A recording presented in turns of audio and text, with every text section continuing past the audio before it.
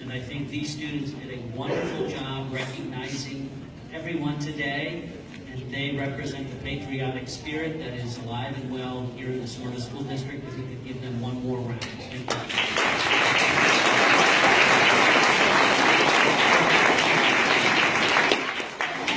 We hold in high honor for all your dedication and devotion that all you veterans gave us.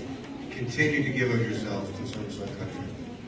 Thank you all very much for joining us on this important occasion. We're going to ask everyone to stand, and after we sing God Bless America, that concludes our program. Please, everybody be safe, be well, and enjoy Veterans Day. And if you see a veteran, make sure you say hello to him and honor him. Thank you. Would all please stand and sing God Bless America.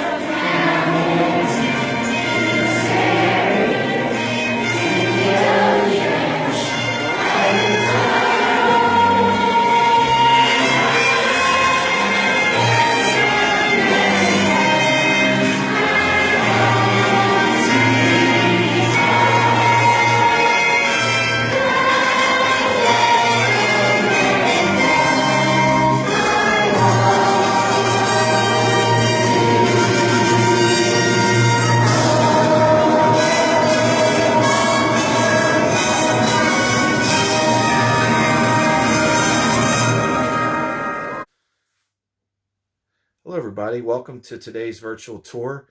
This week we're going to be showing you a video that originally was intended for the summer program. However, it took us some time to put it together, so you'll be seeing it today. I hope you like it. It's a tour of some of our training facilities where we train our local air crews on flying the C-130 Hercules. My name is Sargent Lauppe, and one reason I'm here to introduce that video today is because this week we do celebrate Veterans Day. Veterans Day is a day that we remember all those that have served in the uniform, present and past. To me, Veterans Day is remembering all the generations that have come before me that have served to fight for our country, as well as those that continue to do so day to day. One thing that's interesting about people in the National Guard, for example, many of you may have friends, family that may be in the Guard. They may be school teachers, they may be bankers, they may work at various stores during the day. And then when the government calls on them, when the state or the federal government needs them, they are called to duty and they perform their duties as a member of the Air National or Army National Guard. So that is what Veterans Day means to me, is remembering all those before us, the current ones that have served, and those that have given the sacrifice to go ahead and serve for their country and to give us the freedoms that we have today. I hope you enjoyed today's video and look forward to it. And everybody enjoy your Veterans Day. Have fun there at school and take care. Bye.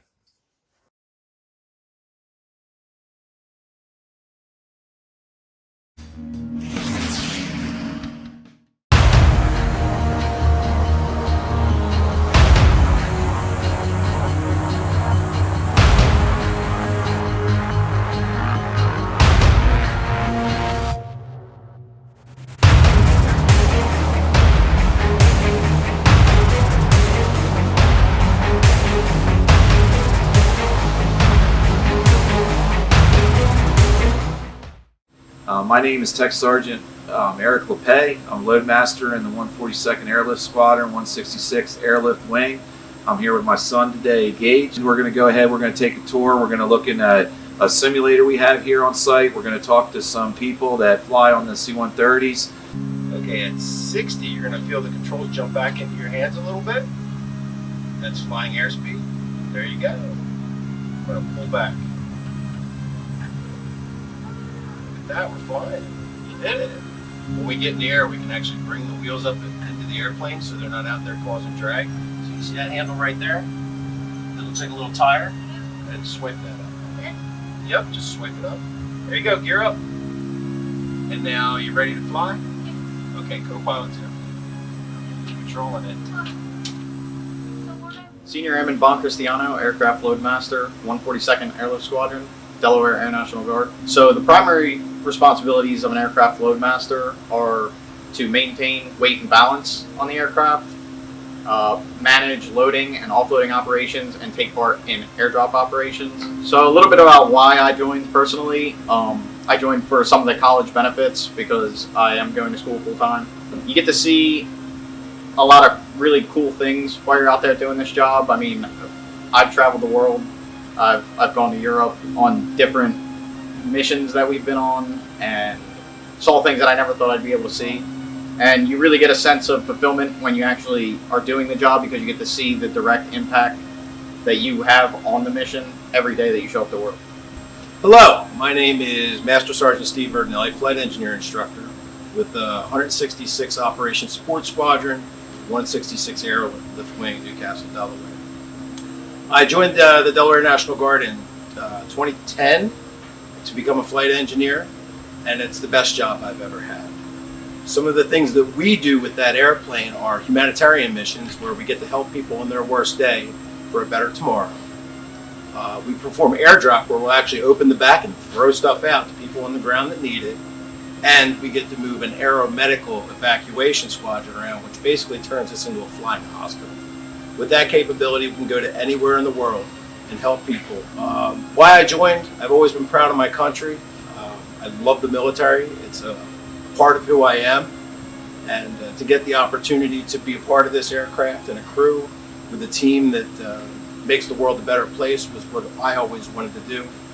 The base flight simulator is basically computer screens that mimic everything in the aircraft, and we can implement any problems to help the crew solve them. We can initiate flight patterns, and we can just do in general training. We operate engines, propellers, and all the associated systems, air conditioning, and hydraulic systems that make the airplane go. All right, this is Sargent Lauppe back with you. I hope you enjoyed the time you saw there in the simulator. I forgot to tell you a little bit about myself earlier when I introduced kind of our segment today, but I am Sargent Lauppe, been in for 23 years in the Air National Guard, and one of those people, I'm one of those legacies I kind of joined. My father was in the unit, and I do it for service and pride, and love being out here. I do have one of our commanders. I have our Assistant Director of Operations, Lieutenant Colonel Rob Pike, here with us today. He's a pilot on the C-130 that fly, and we were just going to cover a couple things from a pilot and some operations type questions that I had for him today. So thank you for joining us today, Rob. Thanks for having me. So first off, I know you've been a pilot for many years. How long have you been doing this? All right, so I've been in the Air Force for about 18 years, a little over 18 years now, and I got my wings back in 2008. Okay. So I started off non-flying, and then earned a pilot slot, and then went to pilot training, and got my wings since. Okay. So you actually cross-trained into becoming a pilot. Correct. Yeah. Okay. And that's one thing a lot of people do out there is, when you join a guard unit, there's a lot of different jobs, and there's never, there's always movement, just like in regular world with jobs, there is movement in the military. Now you did start, I believe you were in the California Guard, correct? And then you moved here to Delaware? I was originally non-flying. I started out in acquisitions for active duty, and then I crossed over to the Guard when I earned a pilot slot. And one thing I would like to add about that, Eric, if you ever have a goal in mind or a dream, just never stop going after it. It didn't happen for me right away, but I never gave up. What are some things that the kids could know about being a pilot, or if any of them aspire someday to be a pilot? Like, what are some of the traits, some of the qualities, or some of the things that you feel is important to be a successful pilot in the military, civilian world, whatever it might be? One thing's for sure is you're gonna have to study a lot and never stop studying. A good pilot or a good air crewman, Eric, as you know, we're always in the books. You have to be. There's just so much stuff that we're required to know. You have to constantly you keep up on it, and things change as well. The other thing is, so you got to keep the grades up if you ever want to fly. Again, never give up. Have that attitude that you will overcome whatever obstacles are placed in your path. And then and also keeping your fitness level up. It's important that we're all physically fit to fly. And in the Guard, we have various missions that we kind of mentioned with some of our people that spoke earlier. You know, we have humanitarian medical mission. I know I was on humanitarian with you not too long ago, a couple years ago, when the hurricanes hit Puerto Rico, and I know me personally, that's so satisfying when you can help people. The Guard does have a stateside mission. We are here for the state of Delaware, and there are times that we get called to our nation or our state. Recently, we've been doing a lot of COVID response. A lot of our medical personnel have been doing COVID testing around the state. But I know one of the most satisfying things I've ever dealt with is some of our humanitarian missions, which I had the pleasure of being on a crew with you 2 years ago. And one time it made you feel proud of wearing the uniform and doing the job.